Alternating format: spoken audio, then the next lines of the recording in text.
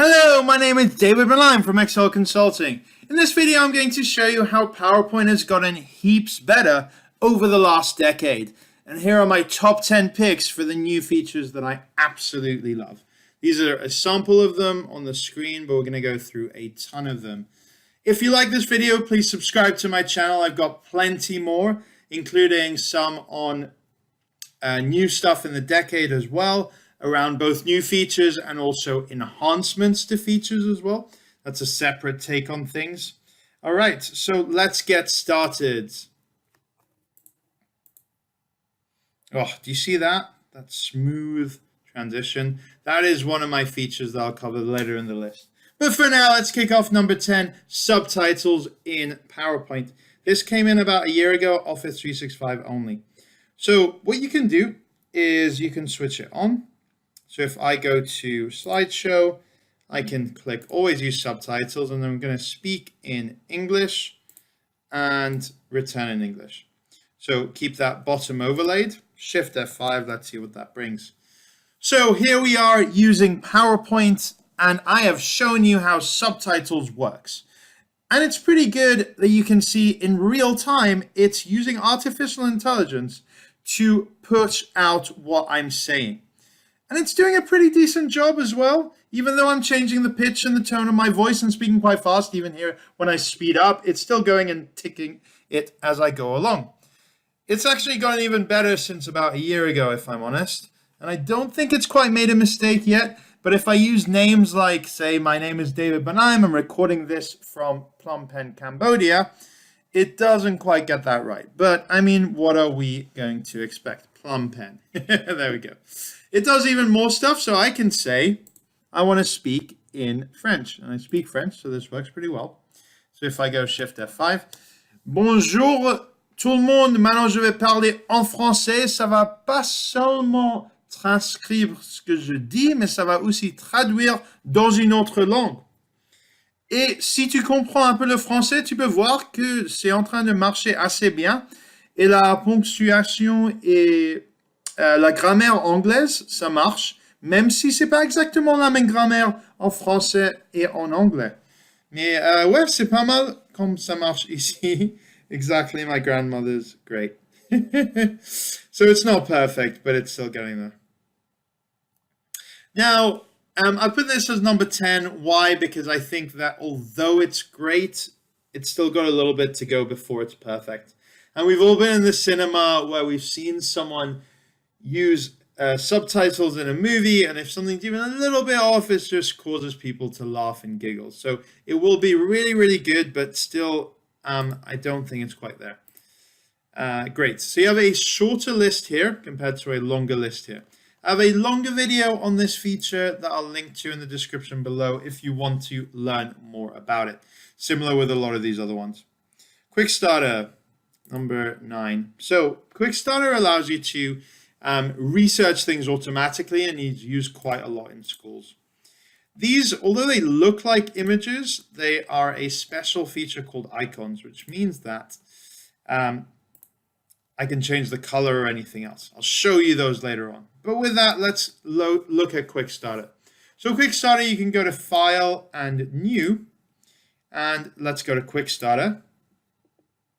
And let's do something random like, I don't know, Donald Trump.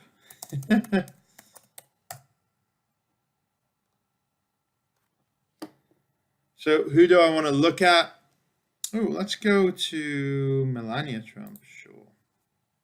Be a little bit different. What do we want about her? Let's untick her career. I don't care about that. But her personal life, I'll keep on. Pick the look. This is step 3. Let's go for that one. Create. And this is really cool. It actually has done all the research and creates a blank presentation about all of this.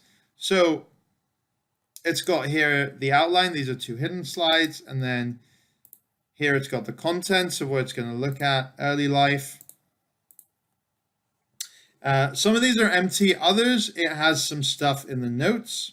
So consider talking about early relationship, marriage, 2016 presidential campaign. So it's identified who she is and what Donald Trump is as well. And then it has First Lady of the United States, and some other things in the personal life. I was hoping it would maybe give me some details on Melania's personal life intentionally, but not quite yet. So that's Quick Starter. It's a nice addition. I don't use it very often, but if I was still at school, I definitely think I would do. And it's pretty hidden because who would go through the new tab and pick on something that basically looks the same as a regular template, which are not very exciting in PowerPoint. So moving into my number 8, I have this feature called inking. Now I can go to this draw tab and then I can use one of these pens or add my own pen. This is kind of a quirky one. I can just sort of type something like, clown.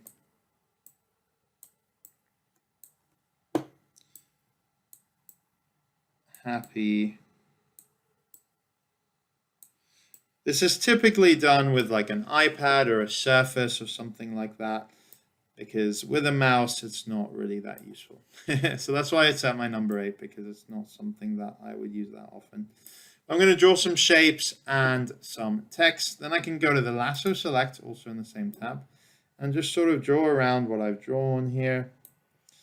And then I have this lightning. I can click there, see what it does. So as you can see, I'm going to untick lasso select. It's now put it into words. If that's not my exact word, I can click here and it gives me some more options. That's pretty good. I like that. Now, sections are a feature that I've used quite a lot. Not enough people use them, in my opinion. What you do is you click sort of in between slides. You right click and choose add section, give it a name. So that's going to be the zoom feature. And then it allows you to do a bunch of things. For example, you can move things around as a section at a time. You can right click and expand or collapse, and then just see more things like that. Also the same in slide sorter mode, and then you can expand one or multiple individually. Also in printing, so if you go to print, you can choose to print just one of the sections, which actually I really, really like, and I use this feature a lot. For my printing stuff, I think it's a very, very, very clever feature with a lot of possibilities. And I have other videos where I go into a lot of these tools in more detail, including that one. For my next one, this is another artificial intelligence feature only in PowerPoint Online. It uses artificial intelligence to give me a coach and listen to how I'm speaking and give me advice. So if you're in PowerPoint on the web, this is for free. If you have an Outlook.com or a Hotmail.com email address, you can click on this and navigate from your email into PowerPoint and then launch it over there. So once we're in here, I can click on slideshow and then rehearse with coach. Start rehearsing here. And then it says start talking, and we'll show you feedback based on your speech. So it kind of does what it says on the tin. Basically, if you do something wrong, something will pop up and, give you some ideas of how you might want to, too many fillers. By the way, I was doing that on purpose. Ish. I do use fillers sometimes, apparently. So going into the next slide. Oh, isn't that a beautiful morph feature? Here we have text here. The real reason why the feature listens to you is based on whatever it feels like showing you. You see, try and avoid reading the slides, summarize your key points. So it doesn't like you reading the slides. It also doesn't like you saying swear words. So what do you guys feel about this feature? Inclusive language. It doesn't like you guys, or it has a list of other things as well. I really like it. I think it's quite nice. And when you're done, you exit out of slideshow mode and it gives you this thing. So originality, here's where it doesn't like me reading the slides, how many slides, how my pace changed over time, and kind of showing me how many words per minute it's trying to do. Sensitive phrases, fillers. And yeah, it also sometimes tells you if you're going too fast or too slow, which it hasn't done here.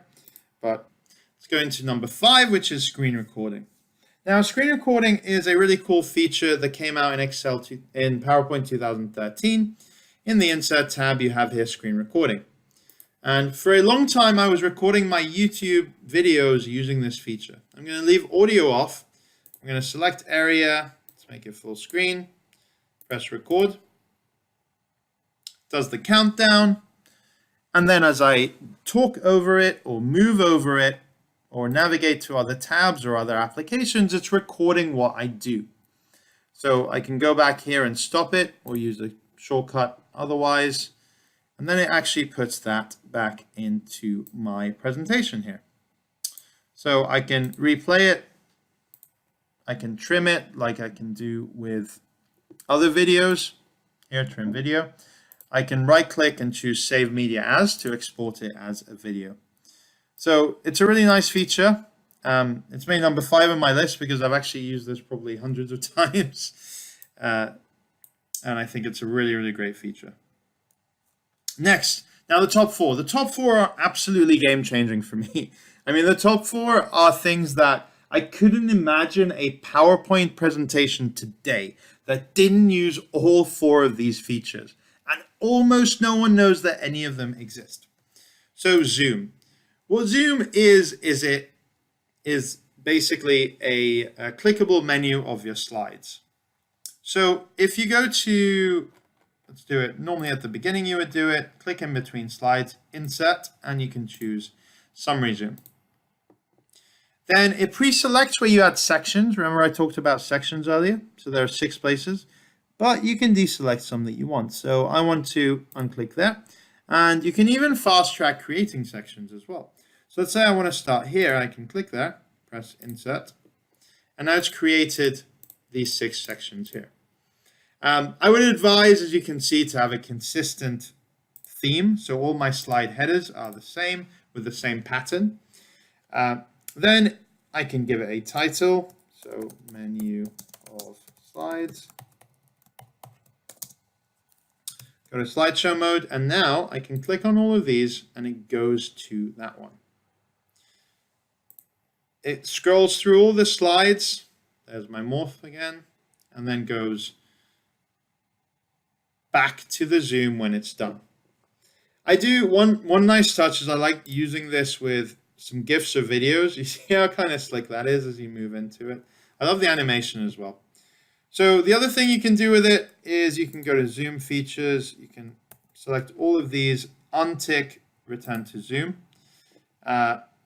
There's some more advanced options with the zoom background. You can take that off. That's for a kind of Prezi-like appearance. There's a lot of potential in what that can do. But let's look at the simpler one, which is return to zoom. So if I go through all of these, instead of returning back, it just kind of does that slide over like that when it goes through the end of my section. Like that. So I quite like that. I think it's quite a nice feature. Oh, and another way you can add a zoom, which is something I also really like, is you can just drag any slide from into your slide, and this becomes a zoom. This is a slide zoom, so it doesn't do anything on except for take you there. It doesn't take you back or toggle through the next section. It just takes you directly there. But yeah, it's really good for just getting an image of your slide. Actually, I use it quite a lot for that. And what it does as well is it allows you to go from traditional slideshow mode of slide number 1, number 2, number 3, number 4, into something that is just completely, you can go any way you want. You can go from 1 to 2, 1 to 4, 1 to 3, because you're not stuck anymore. So really good for a bunch of things, like you're running out of time or you want to give different options and scenario planning. Also, I just want to point out again, this really smooth transition is something we're going to be covering later on. Icons, that brings me to my next one. So here we have this feature. PowerPoint treats them like shapes, which means I can completely recolor them, change the outline, and do basically anything that I want with them that I could with shapes. So how do you get them? You can go to the Insert tab and you have icons here from 2019. You have the search, or you can just sort of add the ones that you want. Let's go with a few things like this. has them in black, so if you can't see them, that's because they're black. Then I can just sort of change the colors there, move them around. And you can also go to graphics, format, and change all these things, as well as convert to shapes.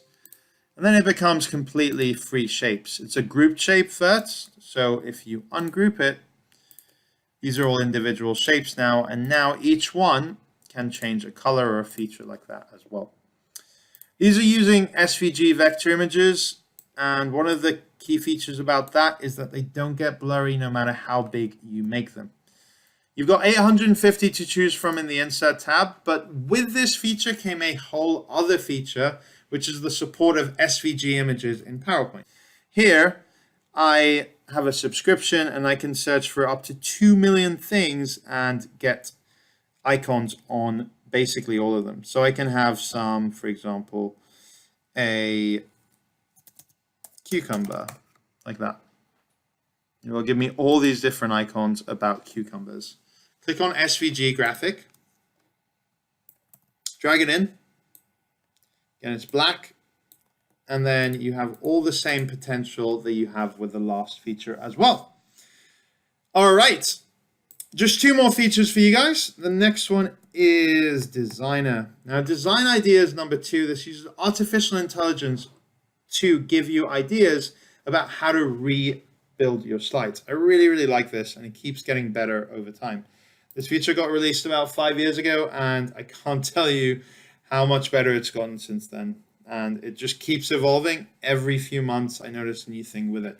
I actually have a ton of videos on Design Ideas because the different things it can do, if you understand them, it can really speed you up using AI. So for example, here it can, Design Ideas can work with bullet lists, full screen images, multiple images, charts and data, and tables, branded slides, and even an entire theme from scratch. You click on your slide and go to Design Ideas on the home, and then it gives you these ideas here. As you can see, it's even looked up icons relevant to each one. And for example, if I don't like this one to be branded, I can click there and choose some other ones that are sort of similar to it, that it might look up what I've said. This is images. So here are some other things that might be related to that, which is nice. Also, you can, if you tweak it, it gives you these other design ideas.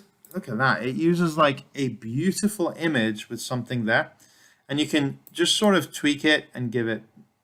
That just means you like this concept, but you might want something else. And you can do the tweaking and gives you a lot more things there as well. Also works with full screen images. So look at that. It can give you this really, really nice feature of how to work with it. And if you change your layout to include a title, it can give you a really, really nice way to have your image with something there. And it uses clever cropping, you know, it uses AI to know where the face is and guesses what we want to keep as well. And although Design Ideas is really, really great, that brings me to my number 1, which I am so impressed with. I just love this feature. Transitions used to suck in PowerPoint. I never used to like doing that. And that is until Morph came about. What Morph allows you to do is go from one slide to another one and seamlessly transition objects. So I've shown you this in some examples, but let me show you again now. So I'm going to just duplicate this slide, and I'm going to do a bunch of things. So I'm going to make that bigger, going to crop this one, going to change the color of this icon and rotate it. I'm going to change this sort of by rotating it, and then the color.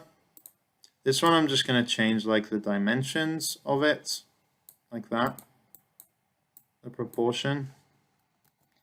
This one I'm going to, let's just change the color in it, the outline, and just something like that.